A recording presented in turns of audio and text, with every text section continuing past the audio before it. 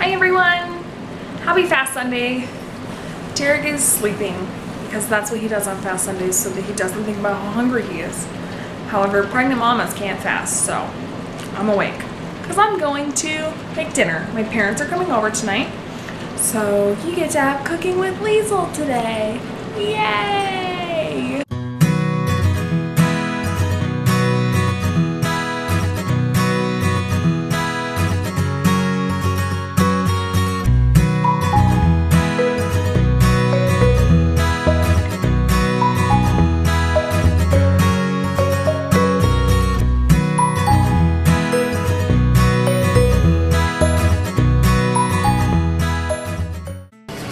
So last night I asked my dad what he wanted for dessert because he's been really helpful, and he fixed the windshield wipers on my car, which were, as you know, only one was working. And he said he wanted a chocolate layer cake. So we have got all the stuff to make a dark chocolate fudge layered cake, which will have chocolate chips in it, and a chocolate mousse in the center, and a chocolate ganache on top. So join me. I'll show you how I make it. I'm not a cooking show host, but it'll be fun. It'll be fun. You got this. We're starting with the cake today because it's not something really warm, so I can make it quite a bit ahead of time. So here we go. Maybe you can see me. Don't 100% know. I just have this dark chocolate fudge boxed cake mix. So really, we're just gonna follow the recipe on the back of this. Not gonna be that hard. So I saw this thing on the cooking channel last night, and some little girl said that you should put sour cream in your cakes. So we're gonna try using sour cream instead of oil today and see how that works for us.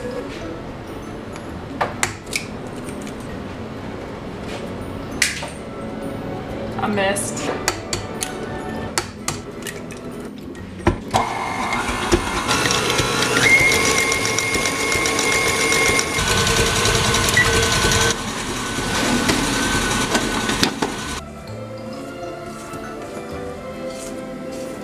Now the box doesn't say this, but we're gonna add a whole pack of chocolate chips to this cake, so it will be extra chocolatey. Now, this is something I learned that hopefully most of you already do, because it's just the smartest. I'm gonna use I'm sorry, I can't point this camera, I don't know what I'm doing. But I'm gonna use my springform pans to make this cake because they just come out so much easier when I use my spring forms. So I'm going to use my two middle-sized medium springform pans. One thing you have to do, the bottom of my springform pans are kind of ridged, and we don't want the cake to stick into that ridging. So I'm going to take some parchment paper and trace a circle so that it can go on the bottom of my pans so that the cake has something flat-ish to sit on.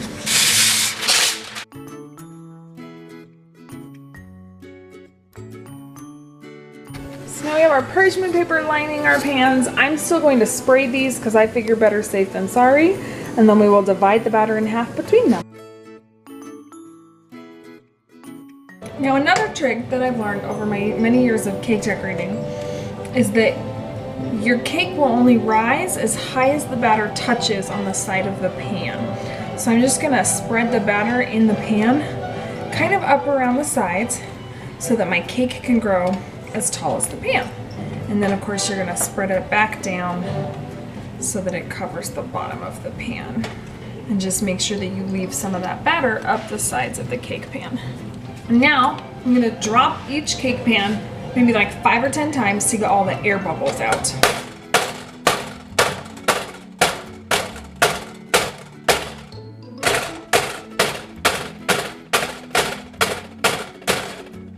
And now they're ready to go in the oven.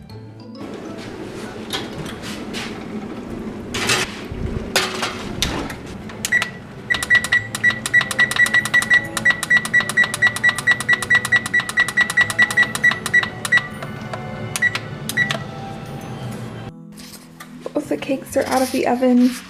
They rose nicely. We checked them. I just checked them with the spring back method. I'm gonna let them cool in the pan for about 10 minutes, and then I am going to take the edge of the springform pans away and let them cool a little longer.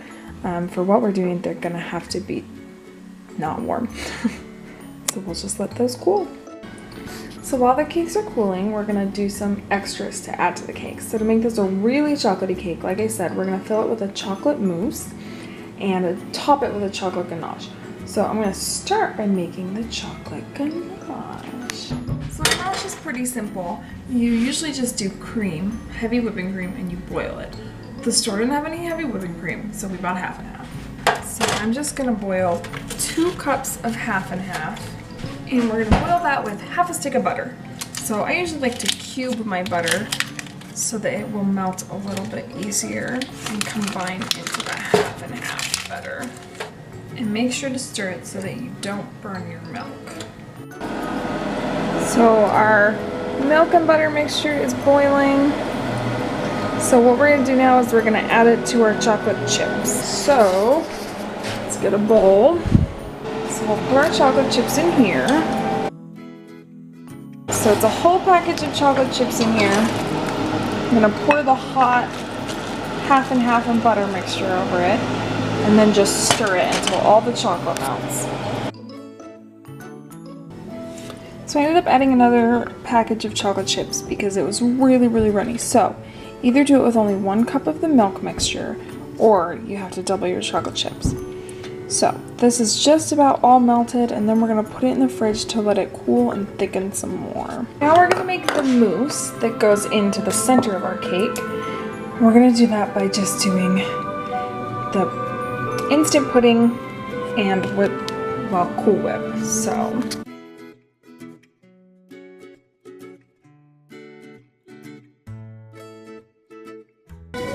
now that we've stirred it up and it's all thick, I'm gonna put it in the fridge for a few minutes just to finish setting up. So now that the pudding is set up a little more, we're just gonna fold a full container of Cool Whip, just a regular 8-ounce one, into the pudding to make the mousse. Now that it's all mixed together, we're gonna stick it back in the fridge to set up so that it's as stiff as it can be when we put it in the middle of the cake. Now it's time to put the cake together. Hooray! Plate because I'm pretty sure the ganache is going to spill over the edge. We want to make sure that we have a plate that will catch it.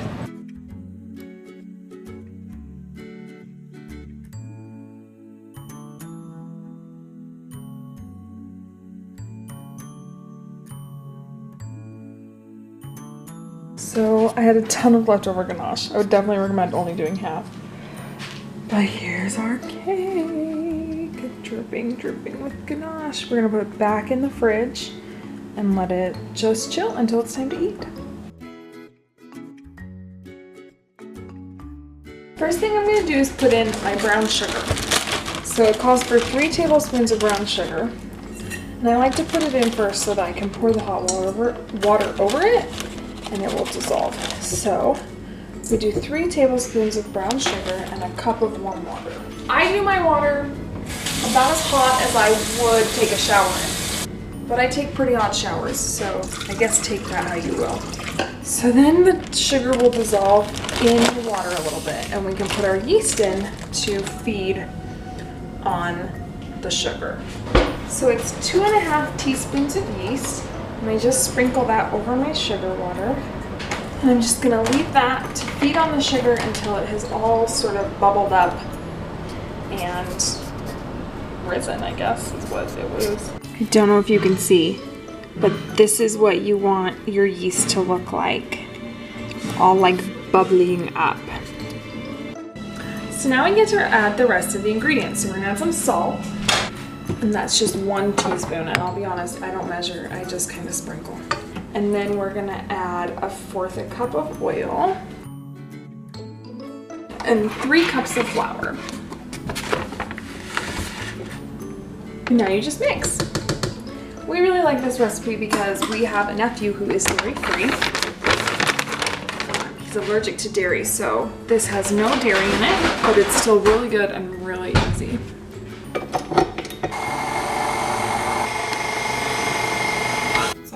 camera battery died, so you get my phone. So I've mixed my roll dough till it's nice and firm. I mean, like roll dough should be. And now I'm just gonna let it rise for about 20 minutes. So I like to stick it on the oven, and I'll turn the oven on because heat helps the bread to rise. I'll also cover it because I find that helps. So I'm gonna leave that to rise while I start on the pasta dish that we're gonna have. So I'm just gonna boil some pasta and then make a sauce. So you can follow along with that. So I put my water on to boil. I like to salt my water because it helps the water get hotter and it also gives a nice flavor to the noodles. So we'll wait for that to boil and we'll go ahead and start on our sauce. I want to put some vegetables in my pasta bake. So I just have a steamable bag of vegetables. I buy them at Sam's Club. And you just put them in the microwave for like 8 minutes. So everything in this pasta bake is going to be pre-cooked, which means all you have to do is just really warm it up in the oven and melt the cheese on top. So what I've got here in my sauce is about 2 cups of half and half, about a cup of sour cream, and about a half, I'm not even looking at the bottom. I'm so sorry, I'm so bad at this. And probably like a half cup of cream cheese. Now what I'm going to do is I'm just going to melt this all down together and let it thicken, and then I will add some seasonings. So my sauce is nice and thick now. As you can see, it's spitting bubbles at me. I used a little bit of cornstarch to help me get the thickness I wanted. So now I'm going to start adding my spices. I'm going to do salt and pepper, a little bit of garlic, and probably some chicken bouillon. So now I've got all my seasonings in. I just season it to taste. I'm going to add some cheese to make it cheesy, and then it will be ready to add to the pasta. So I've just mixed all my pasta, vegetables, and sauce in the pan, topped it with breadcrumbs and cheese. Now I'll put it in the oven and just bake it to kind of help melt the cheese and everything like that. While I do that, I'm going to shape my rolls, which have been rising, and let them rise a little bit longer while the bake is baking. Well, hi everyone. This is like not. There we go. Yeah, it's been doing that weirdly. Weird. Well, I haven't seen you all day today. Welcome. Thanks for cooking dinner, honey. You're welcome. Did you enjoy that? Did you love baking with Leisl on Sunday? What should we entitle this episode? I don't know. Sundays with Leisl, a baking adventure. No, I don't know. Kitchen. Sunday in the kitchen with Leisl. That's what it is. It's gonna be great. Well, it is great because you just watched it. I took a nap today because it was fast Sunday and I was starving, so I didn't want to like be awake and be hungry. So I just slept for 4 hours. No big deal. Oh, well, dinner was delicious. The cake was delicious. The pasta was delicious. The rolls were delicious. Like, yeah, it's all delicious. Make it at home yourself. Have this dinner.